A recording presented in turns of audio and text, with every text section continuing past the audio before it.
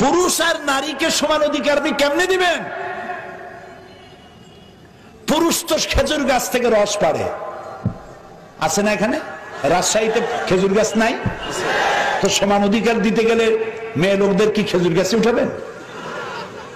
পুরুষেরা অর্থ উপার্জনের রিক্সা চালায়, কোন মুসলমান রাজি হবে তার মেয়েকে দিয়ে রিক্সা চালাতে? পুরুষেরা ইট টানে, রাস্তা বানায়, গাড়ি বানায়, কত কষ্ট করে। আপনার স্ত্রীকে, আপনার বোনকে, আপনার মেয়েকে আপনি কি সেই কাজ করতে দিবেন? দিবেন না। আল্লাহ প্রথম দিনেই নারী আর পুরুষের কাজটা ভাগ করে দিয়েছেন। কবে দিয়েছেন? প্রথম দিনে। আদম আলাইহিস সালাম এবং হযরতে হাওয়া আলাইহিস সালাম। আদম আলাইহিস সালামকে পাঠালেন কোথায়? শ্রীলঙ্কায়। আর হযরতে হাওয়া আলাইহিস সালামকে পাঠানো হলো কোথায়? জেদ্দায়। আদমকে বলা হলো তুমি পুরুষ, তোমার ডেস্টিনেশন, গন্তব্য হচ্ছে জাবালে রাহমাত, আরাফাতের ময়দান। তুমি পুরুষ, তুমি নদী পাড়ি দাও, সাগর পাড়ি দাও, বন জঙ্গল পাহাড় পাড়ি দাও, তারপরে মরুভূমি পাড়ি দাও, রোদ্রে পড়ো, বৃষ্টিতে ভোজো, কষ্ট করো, আরাফাতে গিয়ে পৌঁছাও। আর হযরত হাওয়াকে বলা হলো তুমি নারী, প্রকৃতিগত ভাবেই তোমাকে তৈরি করা হয়েছে ভিন্ন আঙ্গিকে, তুমি অত পরিশ্রম করতে পারবে না, সেজন্য তোমাকে ফেলানো হলো জেদ্দায়। মাত্র ৭৫ থেকে ৮৫ কিলোমিটার দূরেই হচ্ছে তোমার স্বামীর সাথে মিলিত হওয়ার জায়গা, আরাফাতের ময়দান, জাবালে রহমত। তোমারটা কাছে করে দিলাম, ও পুরুষ তারটা দূরে করে দিলাম। প্রথম দিনেই আল্লাহ প্রমাণ করে দিলেন পুরুষের পরিশ্রম বেশি, নারীর পরিশ্রম কম। কাজী নারীকে আপনি পুরুষের সমান অধিকার দিবেন একথা বলবেন না, তাহলে বিপদ হবে। নারীকে দিবেন ন্যায্য অধিকার। সেই ন্যায্য অধিকার প্রতিষ্ঠিত করেছেন আল্লাহ এবং তার রাসূল। আল্লাহ রাসূলের চাইতে আপনি কি করে নারীর কল্যাণকামী বেশি হতে পারে? হতে পারে কেউ? কেউ পারে না। সেজন্য আল্লাহ রাব্বুল আলামিন নারীকে অধিকার, এই যে যারা বলে যে বিয়ে করেছি মা বাপের মায়ের খেদমত করবার জন্য, মা বাপের খেদমত করার জন্য বিয়ে করেছি, কোন কোন পুরুষ এরকম বলে, রাজশাহীতে বলে এরকম।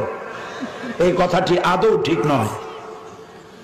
আপনার বউর কোনো ঠেকা পড়ে নাই আপনার মা বাপের খেদমত করার, তার জন্য আপনার মা বাপের খেদমত করা আপনার বউয়ের জন্য ফরজ নয়, ওয়াজিব নয়, দায়িত্ব। তিনি করবেন, এটা তার দায়িত্ব, কিন্তু আল্লাহ তাকে বাধ্য করে নাই। আপনার মা বাপের খেদমত করা পুরা ফরজ দায়িত্ব আপনার নিজের। বরং স্ত্রীকে দিয়ে আপনি খেদমত করতে বাধ্য করতে পারবেন না। আপনি তাকে অনুরোধ করবেন, সে খেদমত করবে, এটা দায়িত্ব, করেও থাকে আমাদের দেশে। কিন্তু আপনি ওই কথা বলবেন না, বরং স্ত্রীকে এমন একটা ঘর দিবেন যে ঘরে স্ত্রীর পারমিশন ছাড়া অন্য কেউ ঢুকতে পারবে না। এবং প্রয়োজনে সামর্থ্য অনুযায়ী স্ত্রীকে কাজের লোক দিবেন, একটা কাজের মেয়ে যে কাজ করে তাকে সাহায্য করবে, এটাও দেওয়া আপনার দায়িত্ব। ইসলাম এভাবে ন্যায্য অধিকার দিয়েছে। নবী করিম সাল্লাল্লাহু আলাইহি ওয়াসাল্লাম রাষ্ট্রীয় কার্যক্রম সমাপন করে বেলা শেষে ঘরে প্রবেশ করেছেন। ঘরের মধ্যে খাবার নাই। হযরত আয়েশা বলেন রাদিয়াল্লাহু তাআলা আনহা, আমি ঘরে নাই কিছু, রান্নাবো কি? যা ছিল কুড়ায় কাছায়া একত্রিত করে রান্না করতেছি, দেরি হয়ে গেছে। রাসূল ক্ষুধার্ত, ঘরে ঢুকে আমার দিকে, রান্না হয় নাই এই দৃশ্য দেখে ভ্রু কুঞ্চিত করেন নাই, মুখ মলিন করেন নাই, চোখ মোটা করেন নাই, আমাকে ধমক দেননি, বরং আমার কাছে বসে আমার রান্নার কাজে আল্লাহ রাসূল বিশ্ব নবী আমাকে রান্নার কাজে সহযোগিতা করেছেন। এটার নাম ইসলাম।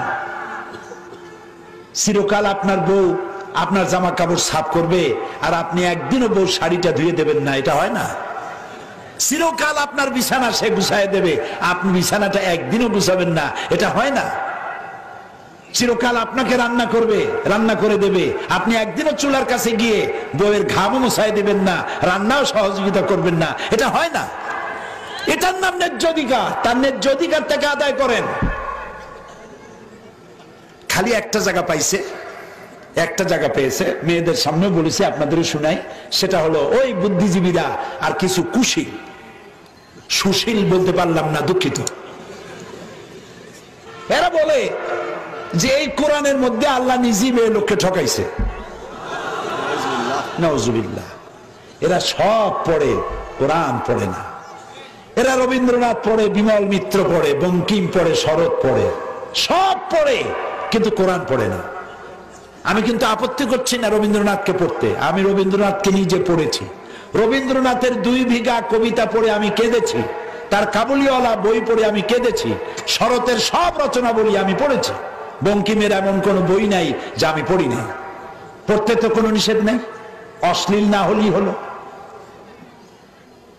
তা আপনি তো আগে এইটা পড়বেন। এটা কি বলেন? এটা কি? এই মৌলিক জ্ঞান যদি আপনার ভেতরে থাকে তাহলে কোন বই পড়ে আপনি বিভ্রান্ত হবেন না। এটা গাইডলাইন আপনাকে দেবে। এই বুদ্ধিজীবী এবং কুশীলরা ওরা বলছে যে নারীকে আল্লাহ ঠকাইছে। কেমনে? কয় যে ছেলেরে দিছে যা মেয়েকে দিয়েছে তার থেকে কম। এক ছেলে সমান 2 মেয়ে, 2 মেয়ে সমান 1 ছেলে। এই যে আল্লাহ নিজেই ঠকালেন, বলেন নাউজুবিল্লাহ। কিন্তু এটা তো ঠকানো নয়, মেয়ে তো পাচ্ছে কত জায়গা দিয়ে। আপনি কি দেখেছেন? মেয়েটা পাচ্ছে বাপের কাছ থেকে, মায়ের কাছ থেকে, ছেলের কাছ থেকে, স্বামীর কাছ থেকে, আরো পাচ্ছে স্বামীর কাছ থেকে মহারানা অর্থনৈতিক নিরাপত্তা। সুবহানাল্লাহ বলতে ইচ্ছা করে না? 5 ভাগ, 5 গুণ বেশি পেল। ছেলেটা পাইলো কয় জায়গা দিয়া? মাত্র 1 জায়গা, আর তাতেই চোখ তো মোটা হয়ে গেল। ছেলে তো 1 জায়গা দিয়ে পেয়েছে, বাপের কাছ থেকে ডাবল পেয়েছে, আর পাওয়ার জায়গা নাই। আর মেয়ে পেল 5 জায়গা দিয়ে। মহারানা দেওয়া কোনো সুন্নত নয়, নফল নয়, ওয়াজিব নয়, মহারানা দেওয়া কি? রাজশাহীতে দেয় মহারানা? হ্যাঁ, উল্টা আদায় করে। রাগ করছেন? রাজশাহী না, সব জায়গায় উল্টা আদায় করে। বলে কি? ওই যে যারা ঘটকালি করে, ঘটক বলে না কি বলে, ঘটে কালি মাখে। ছেলে খুব ভালো, মেয়েওয়ালাকে গিয়ে বুঝায়, ছেলে দারুণ। কয় কিরকম? কয় সাংঘাতিক। কেমন সাংঘাতিক? লেখাপড়া কতদূর করছে? কয় অনেক, ম্যাট্রিক পাস করতে মাত্র 7 বছর বাকি।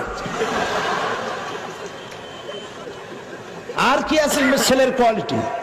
কয় আরো কোয়ালিটি আছে, পিএস খায়। পিএস খায়? কয় প্রত্যেকদিন খায় না, মাঝে মধ্যে খায়। কোন দিন খায়? কয় যেদিন বেশি বোতল খায়।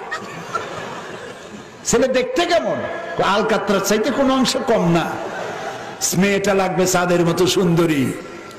আর 10 লক্ষ টাকা দিতে হবে ক্যাশ, গুলশানে বাড়ি দিতে হবে, মঙ্গল গ্রহে অফিস বানাই দিতে হবে। মেয়েটা কি মাগনা?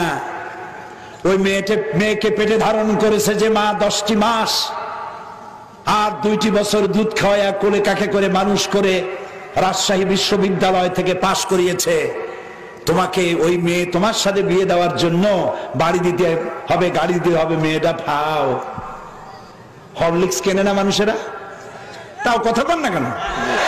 হরলিক্সের সাথে বেশি যাতে কেনেন সেজন্য একটা গ্লাস ফ্রি। টুথপেস্ট কিনবেন, ব্রাশ ফ্রি। আরো দামি টুথপেস্ট যদি কেনেন, ব্রাশ দিয়া বাড়ি যে মাইজে দিয়ে আসবে। তা আপনি যেমন ফাও পান, সেই জন্য টেলিভিশন নেবেন, গাড়ি নেবেন, বাড়ি নেবেন, ফার্নিচার নেবেন, মেয়ে নেবেন ফাও।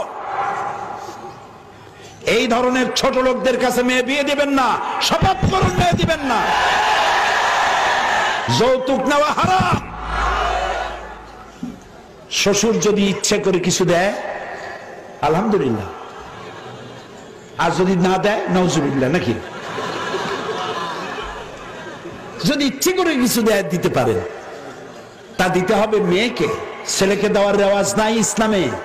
রাসূল করিম বলেন সাল্লাল্লাহু আলাইহি ওয়াসাল্লাম কলিজার টুকরা মেয়ে মা ফাতেমাকে বিয়ে দিয়েছিলেন কার সাথে? রাসূল কিছু উপহার সামগ্রী দিছিলেন। কি দিছিলেন কোন তো?